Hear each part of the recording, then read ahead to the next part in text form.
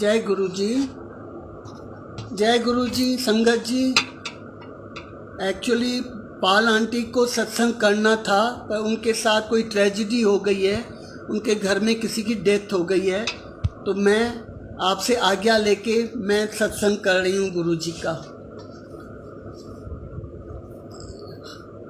मैं जेठा आंटी हूँ।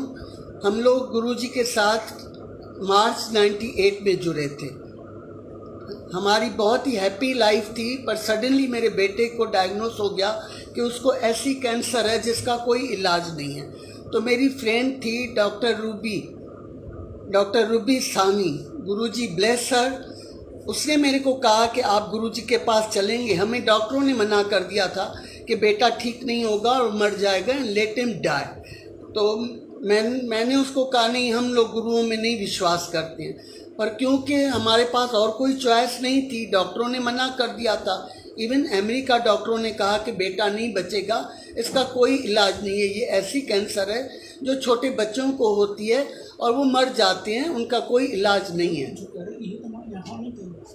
तो इसीलिए फिर मैंने कहा ठीक है, मैंने अंकल से पूछा और फिर हम गुरुजी के पास गए। गुरुजी के पास गए, उसके बाद नो लुकिंग बैक। एक दिन हम लोग जब गुरुजी के पास जाते थे तो वहाँ का एटमॉस्फेयर कुछ अलग से ही होता था। मतलब इनसाइड हमें कोई गुरुजी पे विश्वास नहीं था, पर फिर भी खिंचाव इतना था कि हम लोग जाते थे, रोज़ जाते थे। तब गुरुजी अब 7 दिन बैठते थे और हम लोग 5 दिन 6 दिन जाते थे, तो भी गुरुजी हमें कहते थे छेती छेती आया करो। हमें नहीं समझ आती थी, गुरुजी अभी और कह रहे हैं और छेती छेती आया करो, क्योंकि मेरे बेटे की वजह से हमें गुरुजी के ब्लेसिंग्स की इतनी ज़रूरत थी कि गुरुजी कहते थे छेती छेती आया करो। हम कोशिश करते थे एवरीडे जाने की। कभी अंकल टूर पे जाते थे तो गुरुजी को बता के जाते थे कि गुरुजी मैं बेंगलोर जा रहा हूँ टूर पे। गुरुजी कहते थे अच्छा जाओ। और नेक्स्ट डे जब मैं और मेरा बेटा पहुँचते थे तो गुरुजी पूछते थे अंकल नहीं आए। मैंने कहा गुरुजी वो तो टूर पे गए, बेंगलोर गए। हमें अजीब सा लगता था कि गुरुजी को कल बता के गए, ये गुरुजी का तरीका था ब्लेस करने का। इवन तो अंकल उधर प्रेजेंट नहीं होते थे, पर गुरुजी उनको ब्लेस करने के लिए उनके लिए पूछते थे।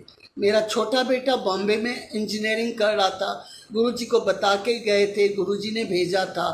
तो भी वो गुरुजी पूछे थे छोटा बेटा मुंडा कैसे है, हम बोलते थे गुरुजी ठीक है। तो ये गुरुजी का अपना तरीका था कि जो संगत नहीं भी होती थी तो गुरुजी उनको ब्लेस करते थे। एक दिन हम लोग गुरुजी के यहाँ पहुँचे थे। हम लोग अराउंड 7 बजे पहुँचे थे, पौने 7 बजे 7:15 गुरुजी का दरबार खुलती थी। तो एक दिन हम लोग गए, वी वर वेरी न्यू और अंदर से गुरुजी पे कोई विश्वास नहीं था, पर ये गुरुजी की महिमा है। हम लोग नेगेटिव थे, पर गुरुजी तो भी हमें ब्लेस करते थे। एक दिन हम लोग गुरुजी के पास गए एम्पायर स्टेट में, तो गुरुजी ने किसी अंकल को कहा कि डॉक्टर नीनू बुला।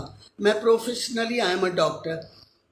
तो मेरे को अंकल ने कहा गुरुजी आपको बुला रहे हैं कमरे में। मैं बड़ी वो हो गई कि गुरुजी कमरे में बुला रहे हैं। मैं अंदर गई, गुरुजी खड़े थे वहाँ पे, उनका भांजा पलंग पे लेटा हुआ था। तो गुरुजी कहते हैं एनू देख, ये मेरा भांजा है, इसको पेट में दर्द है, तू देख डॉक्टर ने क्या है उसको। मैंने गुरुजी के पलंग पे, आई एम सॉरी पर आई हैड टू सिट, मैं गुरुजी के पलंग पे बैठी, बच्चे को देखा, फिर मैंने गुरुजी को बताया कि गुरुजी इसको हो सकता है सबअक्यूट अपेंडिसाइटिस है या वर्म्स हैं।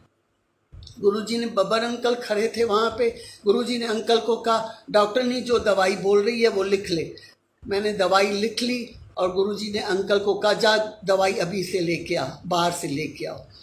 तो मुझे ये अंदर से ये ख्याल आया, देखो हम लोग बिल्कुल नए थे, अंदर से विश्वास नहीं था, क्योंकि हमें डॉक्टरों ने मना कर दिया था कि ये बेटा बचेगा नहीं और इसका कोई इलाज नहीं है।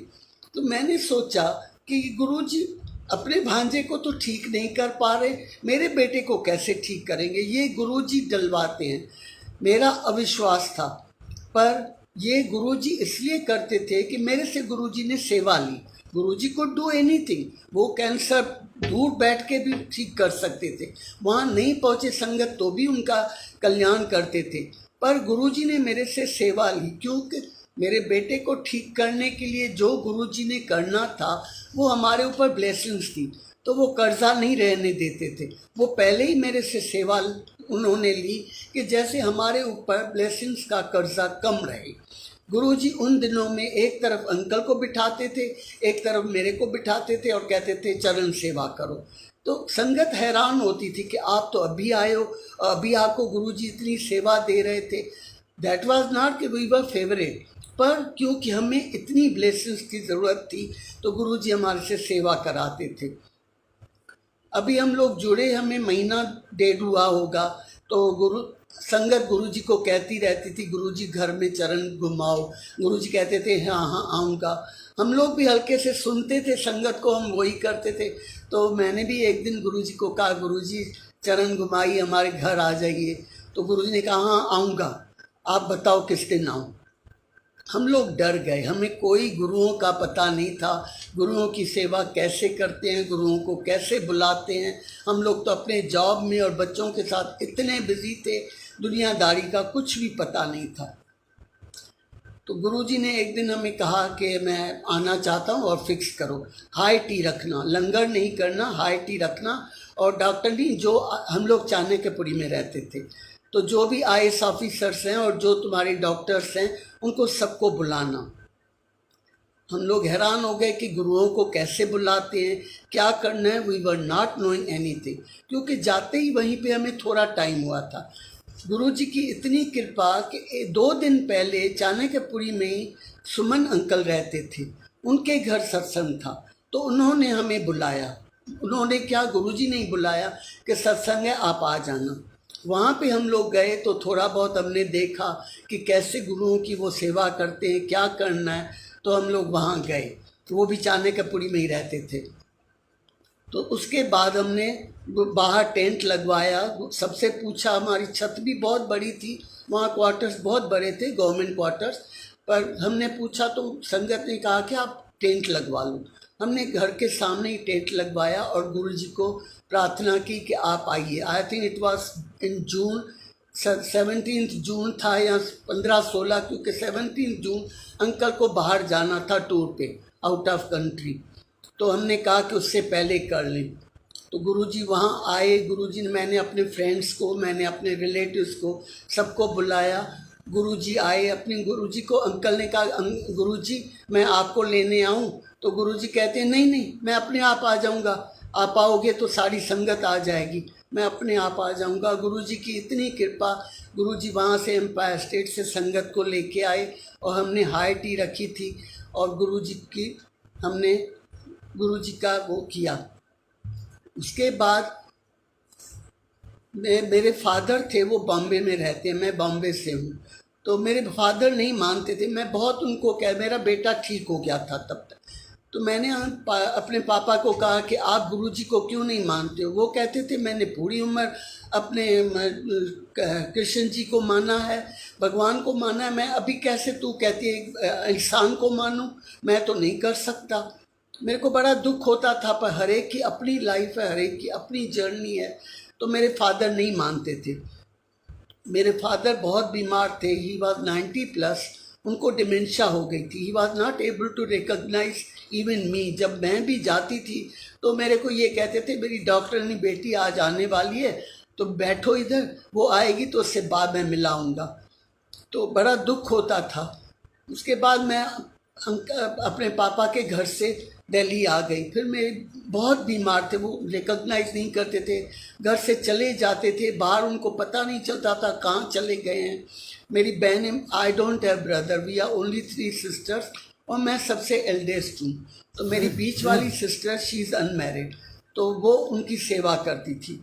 तो एक दिन उनका फ़ोन आया कि पापा की हालत बहुत ख़राब है और अभी आर यहाँ पार हो जाए, अपने गुरुजी को अरदास करो कि आर यहाँ पार करें।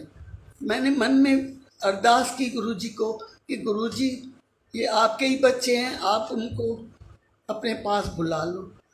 और संगत जी, आप बिलीव नहीं करोगे, within half an our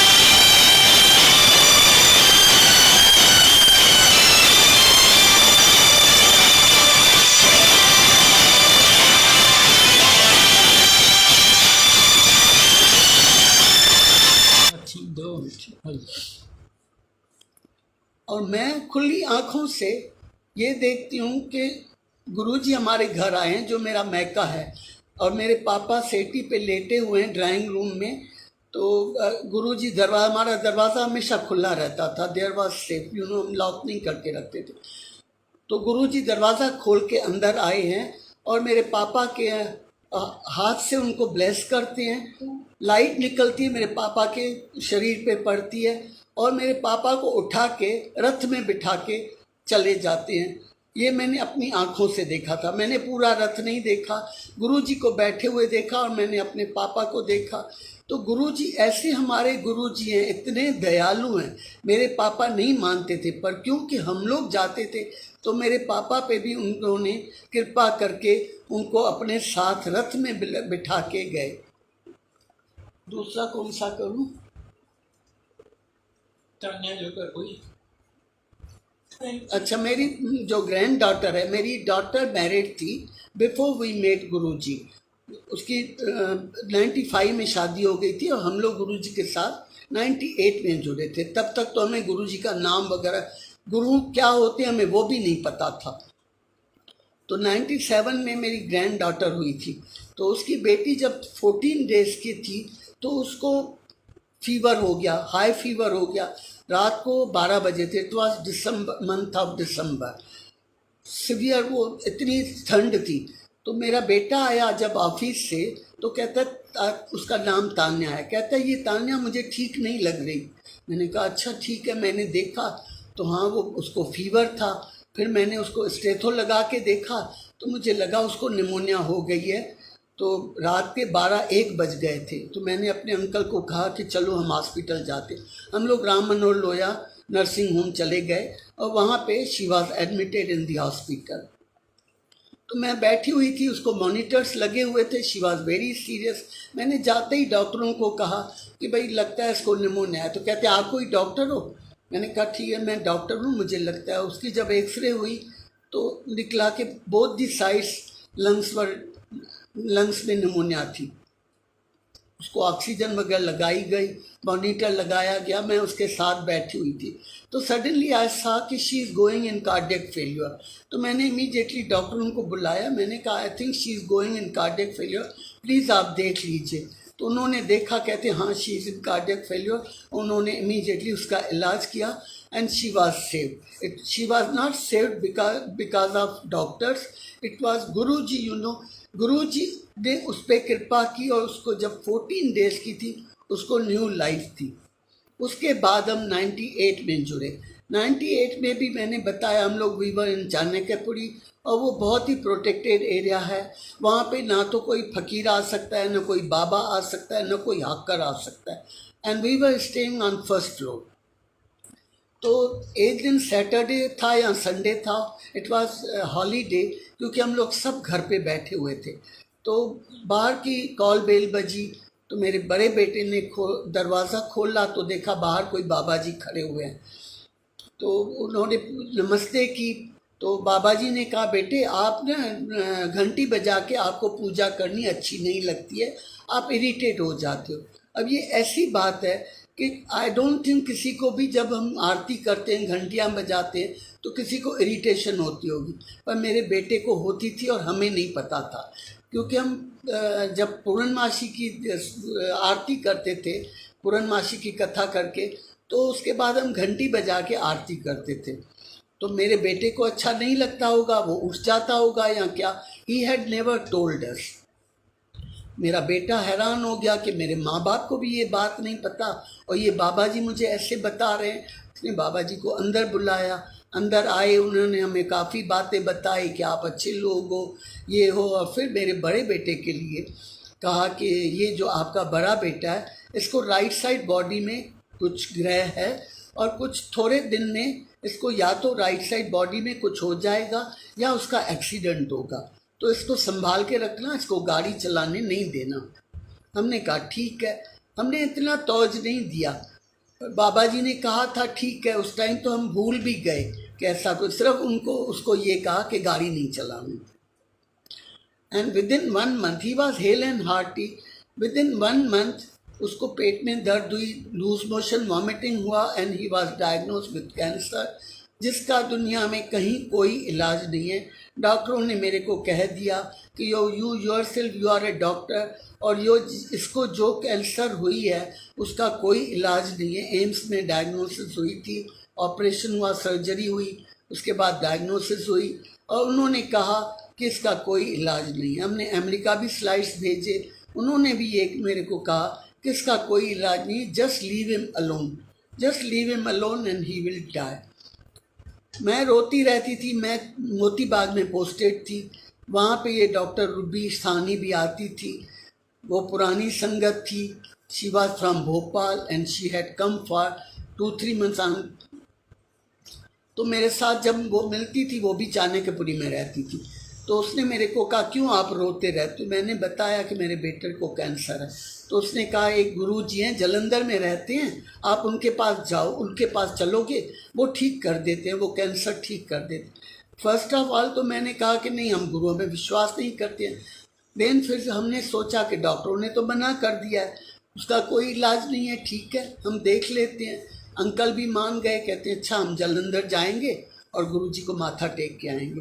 bye that time, this is Guruji's grace, हम जलंधर जाने के लिए तैयार हुए थे, पर विद इन 4 days गुरुजी दिल्ली आ गए और संगत को, पंजाब के संगत को बोल के मैं 4 दिन दिल्ली जा रहा हूँ। गुरुजी एम्पायर स्टेट में आए और गुरुजी ने चाणक्यपुरी में किसी IAS ऑफिसर के यहाँ सत्संग में आए थे, तो मेरी फ्रेंड भी वहाँ गई और गुरुजी से बात हुई। तो गुरुजी को उन्होंने, तब गुरुजी से पूछ के जाना पड़ता था, you couldn't go like that, कि आपको मंदिर जाना है और आप पहुँच गए।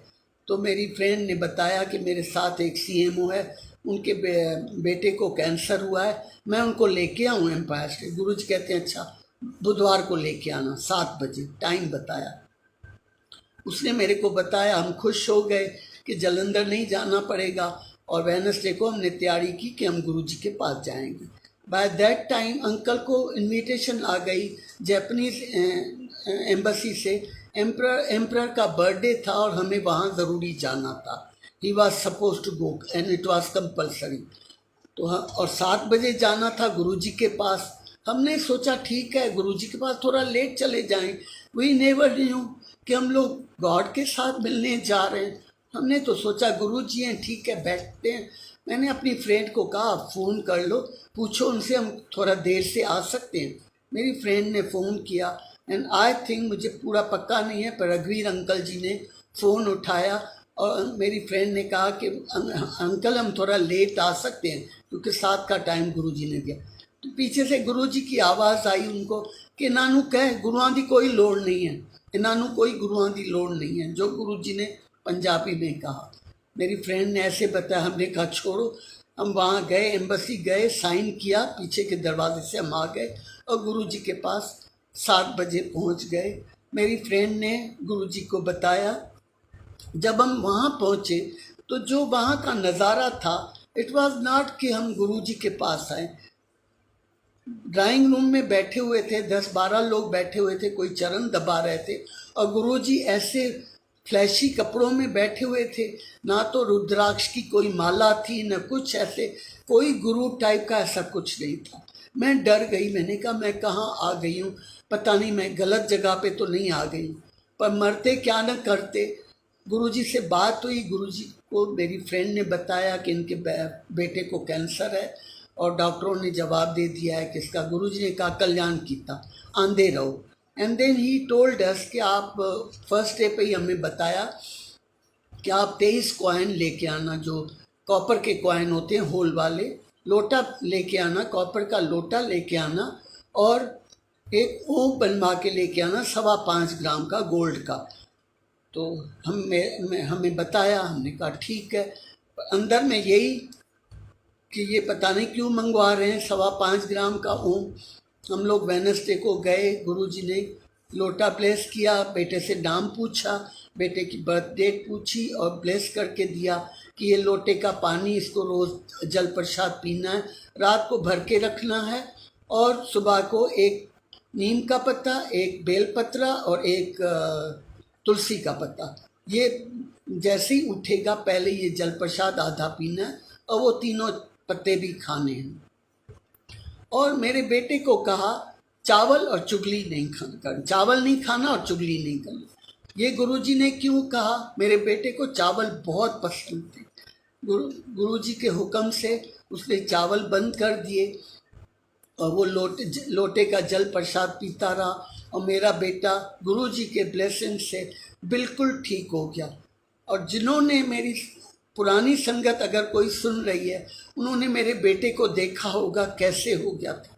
बिल्कुल ही पतला दुबला पतला, एक गिराई तक नहीं खा सकता था लंगर में, बिल्कुल ही जैसे 50 साल का हो गया बेटा मेरा। जब गुरुजी ने उसको ठीक कर दिया तो मेरे को गुरुजी ने कहा गुरु कि मैंने तेरा डॉक्टर नहीं, मैंने तेरा 24 साल का बेटा 18 साल का कर दिया। और बिल्कुल इतना निखर गया मेरा बेटा, उसके सर के बाल आ गए, उसने खाना पीना शुरू किया। गुरुजी के ब्लेसिंग से वो लंगर भी खाने लग गया और गुरुजी का प्रसाद जो गुरुजी हमें देते थे वो खाने लग गया। बिल्कुल हैंडसम लड़का हो गया।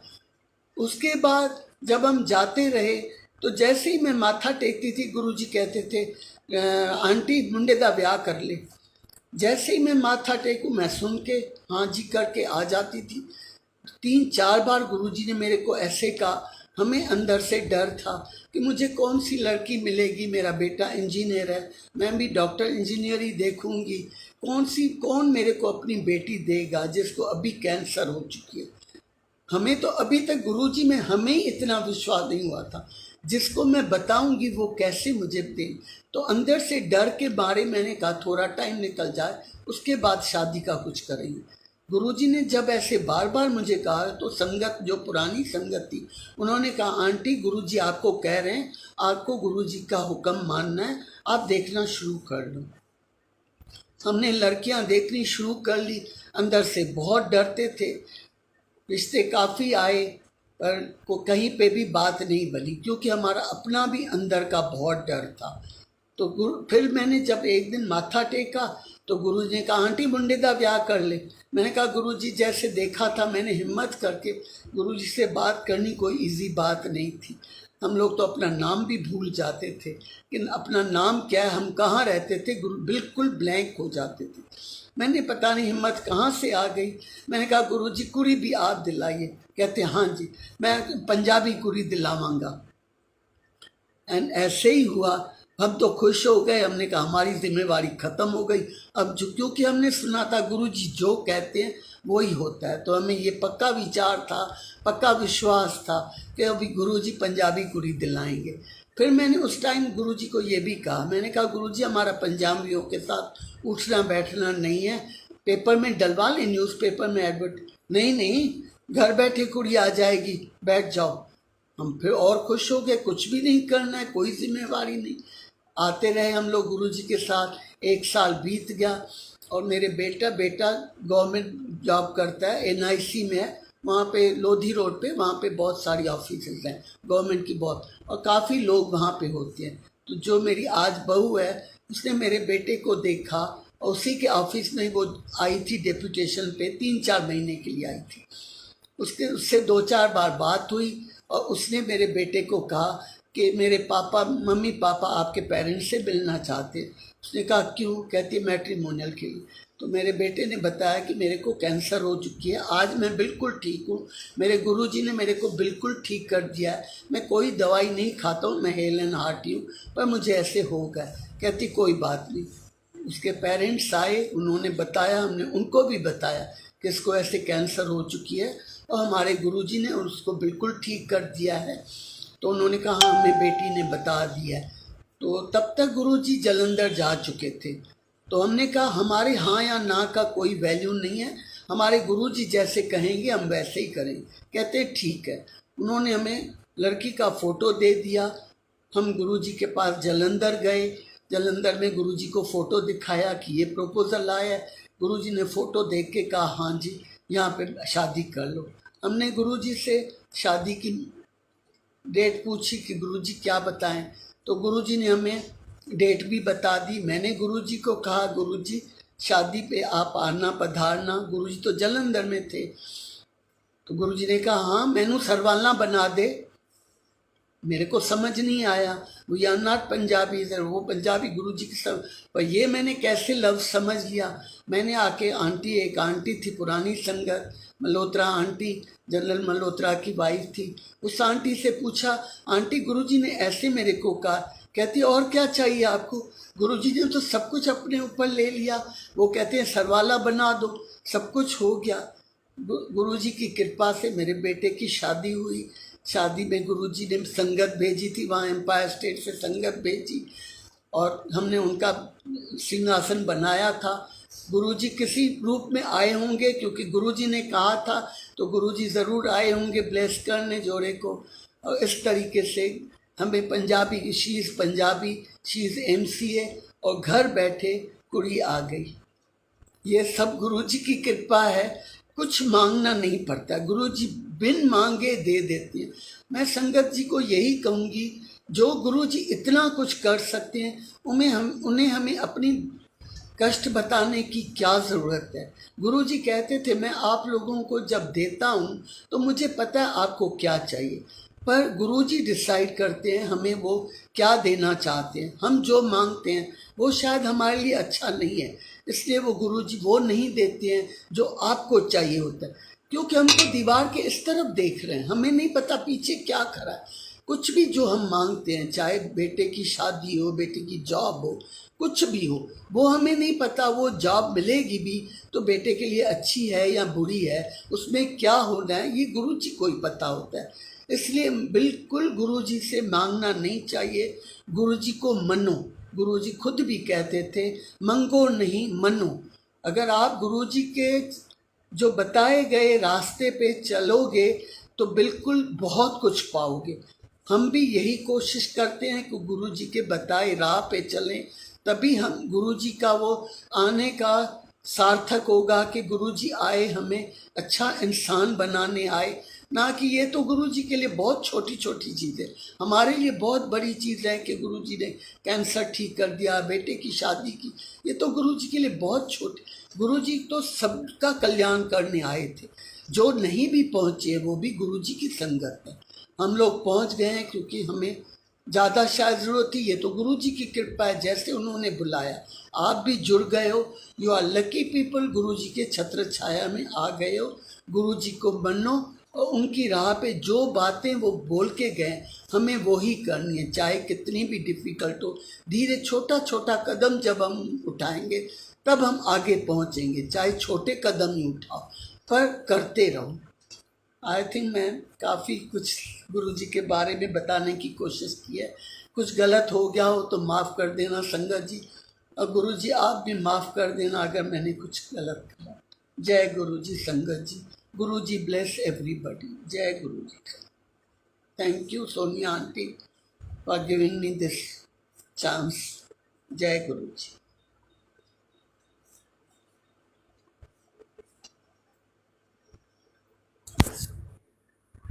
बंद हो गया ना? हाँ ठीक है, जो आ गया दूसरा।